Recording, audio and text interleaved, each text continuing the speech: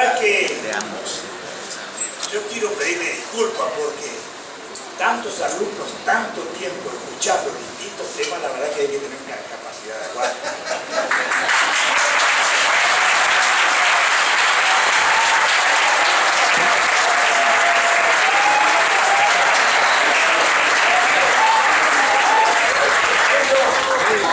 Por eso voy a tratar de ser breve, pero fundamentalmente quiero decirles que me siento orgulloso de participar, porque cuando uno habla de Malvinas tiene que usar la imaginación. Cuando estamos hablando acá estamos viendo, como decía Nito, seres que participaron en la vivencia, la inmediación de lo que significa el Diego, la muerte, defender la patria. Nosotros mirábamos por televisión porque teníamos edad de mirar por televisión y era una cosa totalmente distinta, pero por eso la causa Malvinas, que no es mi tema hoy, pero brevemente quiero hacer una reflexión, no puede ser bastardeada porque inició la dictadura de la guerra. La causa Malvinas es un carácter irreductible, permanente, porque no nos tenemos que competir ni tiene que mezclarse con la dictadura, ni tiene nada que ver con la dictadura. Paradójicamente, hay tres causas que dieron la posibilidad de abrir un sistema democrático en la Argentina. Una fue el gran nivel de deslealtad que construyó la dictadura militar. Otra fue la deuda de sangre que tuvo, que fueron los 30.000 desaparecidos. Y por último, la derrota de Malvinas, que abrió la puerta a la posibilidad cierta de construir la democracia. Por bien el absurdo, Malvinas sirvió para empezar a construir la democracia. Pero fundamentalmente, otro mensaje que quiero dar: todas las transiciones democráticas en América Latina no fueron iguales. Hay dos clases de transiciones democráticas paradigmáticamente hablando. Una, que es la chilena, que fue la transición pactada, donde se negocia con Pinochet, se incorpora a la Constitución, se hace un plebiscito de senador vitalicio, y otra es la transición no pactada y de ruptura que tuvo la Argentina a través de estas tres causas que estábamos hablando de Malvinas, que el doctor Alfonsín permitió abrir. Por eso,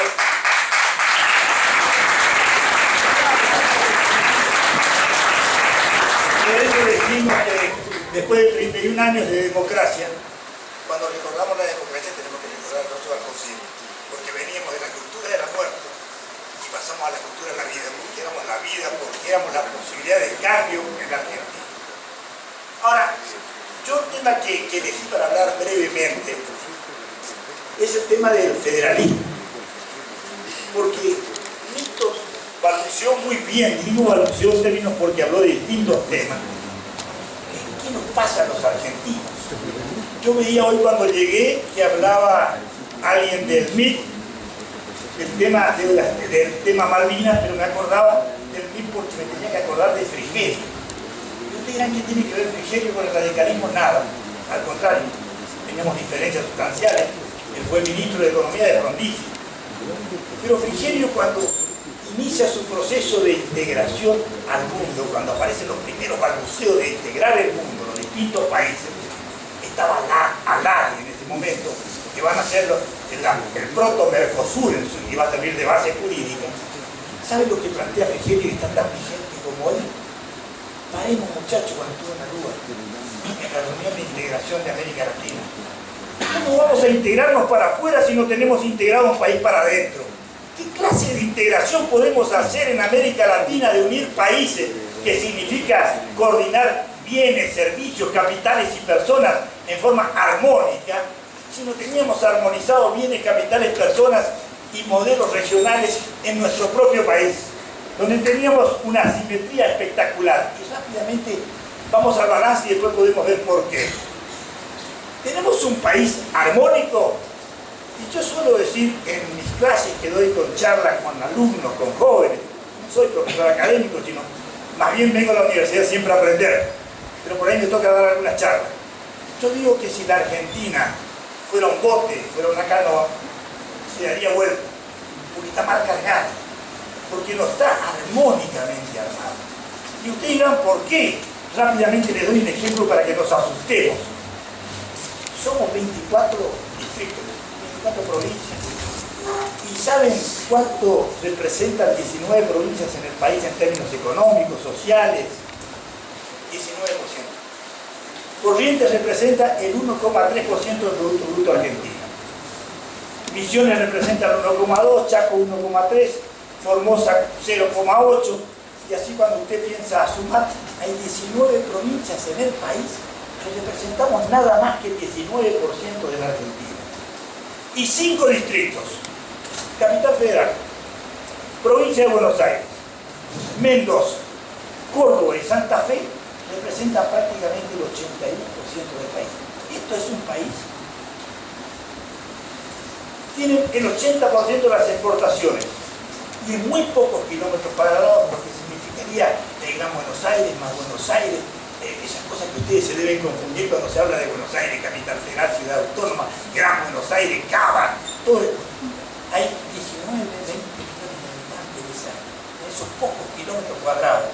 Es lo que Frigerio llamaba en la media luna de 300 kilómetros a la redonda de la capital federal, está la Argentina mal o bien armada.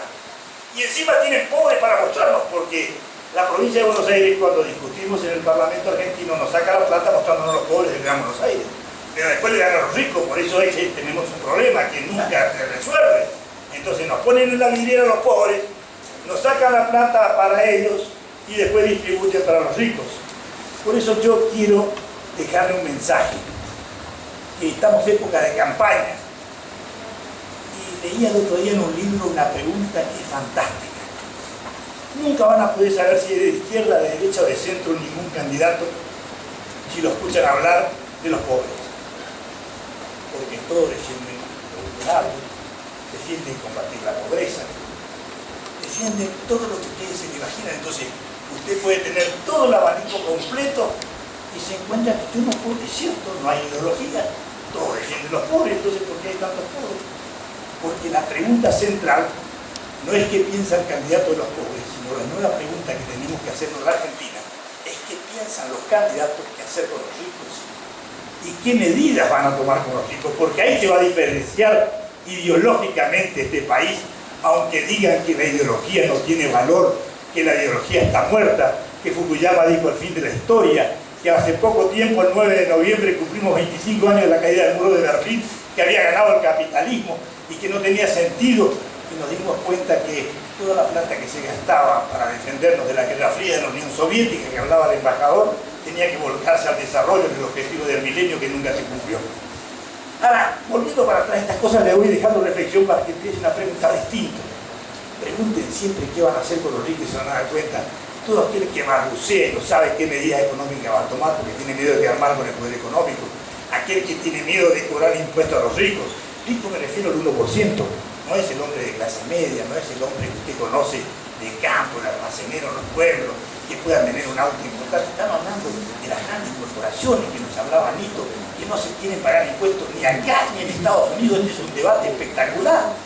A Obama lo castiga los republicanos y le gana las elecciones porque castigó en alguna medida a los ricos y porque consiguió salud para todos, entre comillas, nosotros que conocemos ese término, porque Estados Unidos debe ser uno de los países más injustos que tiene el primer mundo en términos de accesibilidad sanitaria.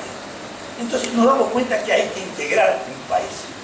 ¿Y qué nos pasó a los argentinos? Porque la verdad, desde el punto de vista histórico, rápidamente tenemos que decir que el federalismo argentino pierde definitivamente el favor, pierde con Mitre, pierde con la visión liberal, pierde con la visión centralista.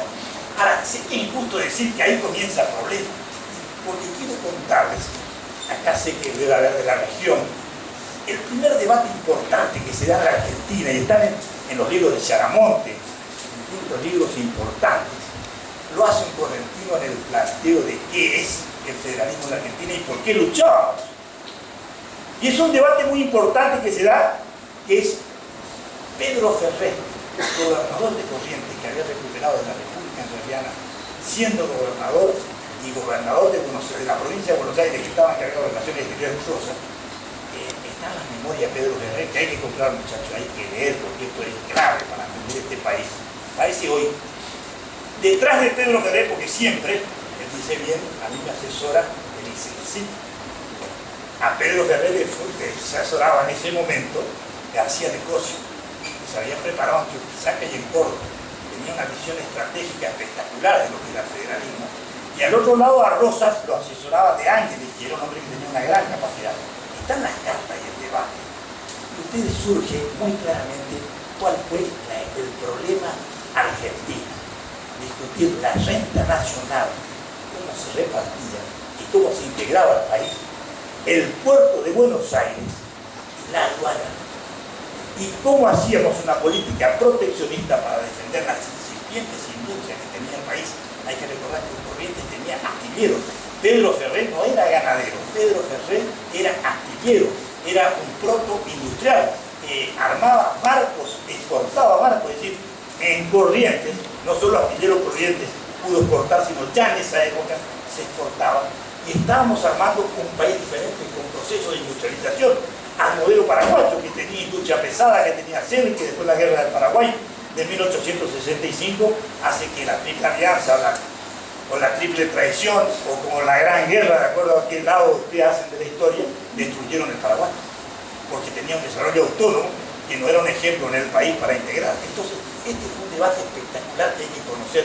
Pedro Ferrer y Rosas definen en la historia y después se produce el pacto de 1831. Y entonces nos damos cuenta nosotros cómo el poder fue perdiendo. Y también saben cuál es el problema que tienen que entender detrás del federalismo, detrás del unitarismo. Porque este es otro dato paradójico, ¿no? Que sea federal no garantiza que haya descentralización, equilibrio, como estamos viendo en el ejemplo argentino. Usted va a Francia, Francia es un país unitario de visión monárquica, histórica, con regiones, y usted encuentra que recorre las regiones de Francia, y es un país integrado. No tiene federalismo, pero tiene integración, tiene desarrollo y descentralización. Entonces, se da cuenta usted que no le resuelve el tema de ser unitario o federal, sino los procesos históricos, la cuestión de poder y entender los problemas que pasó para poder ver qué nos puede pasar. Estados Unidos, un país federal, pudo integrar 50 estados. Y en esto una cosa rápida. Estados Unidos no nace con 50 estados. Estados Unidos nace con 13 estados y hoy tiene 9 millones de kilómetros cuadrados y solamente tenía 1.900.000 kilómetros cuadrados. Ellos compraron Alaska a Rusia, entonces incorporaron otro estado. Después la zona del sur de Florida le ganaron a España. Después la zona francesa de Nueva Orleans le compraron a los franceses. Y después la zona de California, ustedes saben que con la guerra le sacaron a los mexicanos. Así armaron Estados Unidos con los 9 millones de kilómetros cuadrados. Pero ¿cómo arman el federalismo? Fíjense lo importante. Esto Paul Johnson explica muy bien en su libro de Estados Unidos. Va diciendo, estaban ya los republicanos y los demócratas.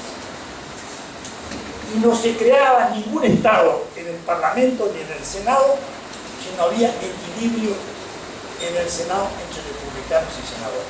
Es decir, cuando se crea California, ya se crea lo último, eran 3 estados. Si se creaba un estado y era pro-demócrata, había que crear un estado que sea pro-republicano. Sino, fueron haciendo equilibrio, entendieron cómo se arma un país y mantienen un más y un menos de 50 estados que tienen un nivel económico nacional. Nosotros, si miramos el programa de Naciones Unidas en la Argentina y miramos la asimetría regional que tiene la Argentina, la asimetría en los niveles de desarrollo humano, es alarmante el trabajo que tenemos que hacer para hacer factores de convergencia. Por eso, para redondear la idea, el artículo 75, inciso 19 de nuestra Constitución Nacional y el artículo 18 hablan de la cláusula para el progreso. ¿Y cuál es la cláusula para el progreso? El reconocimiento de que existe una desigualdad regional en la Argentina y que necesitamos dictar una ley que haga un reequilibrio para tener la accesibilidad a los mismos servicios que tienen los grandes centros respecto a otros lugares. Esta es una deuda pendiente. La Argentina necesita tener una ley de cláusula para el progreso a favor. Paradójicamente, en la Argentina existe lo que se llama la cláusula para el progreso a la inversa. Financiamos los subtes de la capital federal, financiamos el Gran Buenos Aires, financiamos la energía. Me cuenta un amigo que siempre rendía un homenaje a Eva Tacta Romero, me cuenta un Alberto Romero que vive en Corrientes y vive en Buenos Aires. ¿Sabe cuánto paga el departamento que vive en Libertador? Luz, agua y cloaca. 300 pesos. Paga una fortuna de lo que significa el portero, los otros, el ADL, pero los sistemas de todo subsidiado en el centralismo. Y ustedes saben lo que pagan de luz, agua y cloaca en Corrientes. Y lo que se paga en el Chaco. Entonces se dan cuenta ustedes que hay una cláusula para progreso a la inversa. Esto es lo que tenemos que revertir. Esto se revierte con poder. Y lamentablemente tenemos un problema, no es fácil. Es cierto que primero hay que ponerse de acuerdo, es cierto que tiene que haber sistematización. Ahora, el problema que tenemos es que estamos en un sistema bifronte. ¿Qué quiere decir sistema bifronte? Tenemos democracia por un lado, en lo político, que tiende al igualitarismo, y tenemos capitalismo por el otro lado, en lo económico, que tiende al egoísmo, que es el motor, lo dice Adam Smith, no lo decimos nosotros. Entonces empieza a haber una tensión entre capitalismo y democracia. Uno que tiende al igualitarismo, el otro que tiende a la concentración de la riqueza, a la explotación, al egoísmo. Y en ese sistema de convivencia está este libro de Piquet nuevo, que todavía no fue traducido en la Argentina, de origen francés, que denuncia cómo el capitalismo en su dinámica propia y estructural genera a los pobres, genera la concentración de riqueza, y que cuando menos impuestos se le cobran a los ricos, más se enriquecen y las sociedades se empobrecen. Tesis central de Piquet, que se va a traducir ahora en la Argentina, pero que ya es bestseller en Estados Unidos, y se dan cuenta ustedes que tenemos que convivir con este matrimonio. Y normalmente la prensa en la Argentina, los políticos que no entienden o los políticos que entienden, le echan la culpa a la democracia, le echan la culpa a la política, y el problema central es que no estamos pudiendo acumular poder para disciplinar las corporaciones en Argentina. Este es el gran debate que tenemos para poder lograr luchar en un verdadero federalismo, que es un instrumento político de diferenciación de competencias, de descentralización, pero que en definitiva, detrás del federalismo, detrás de la concentración de esta Argentina desigual, de este bote que se da vuelta, diríamos, si hacíamos la metáfora, está el poder, está la teoría del biopoder. Esto Ernesto Laclau lo explica muy bien, más allá de que yo pueda tener diferencias con Ernesto Laclau, que parte de la teoría amigo y enemigo, que le sirvió de base al kirchnerismo para hacer política, y que a la vez Laclau aprendió de Carl Schmitt, que Carl Schmitt fue el ideólogo del régimen nazi, y que Carl Schmitt aprendió de Hobbes, que fue el hombre lobo del hombre, en su libro Leviatán.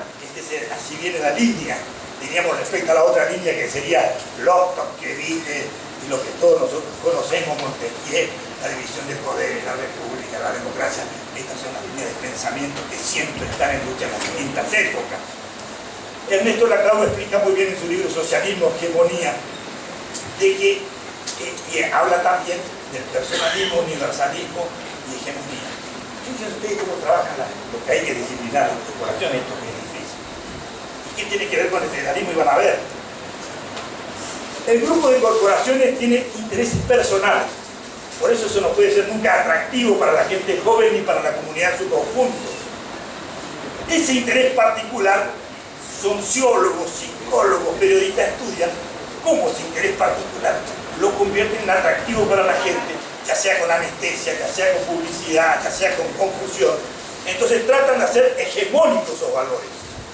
Para convertir en hegemónicos esos valores, no es fácil venderle a la gente un proyecto hegemónico, porque cansa cuando encima uno tiene que sufrir la hegemonía y el interés particular de un grupo que te quiere defender. Entonces tienen que volver a hacer una biotecnología, que es que lo particular lo convierten en hegemónico y lo hegemónico en universal. Entonces, si lo convierten en universal, nos ganaron la batalla cultural. ¿Saben por qué? Porque la peor derrota de todas es la derrota cultural. Defender valores ajenos, creyendo que son propios y que tenemos que dar la vida por ellos.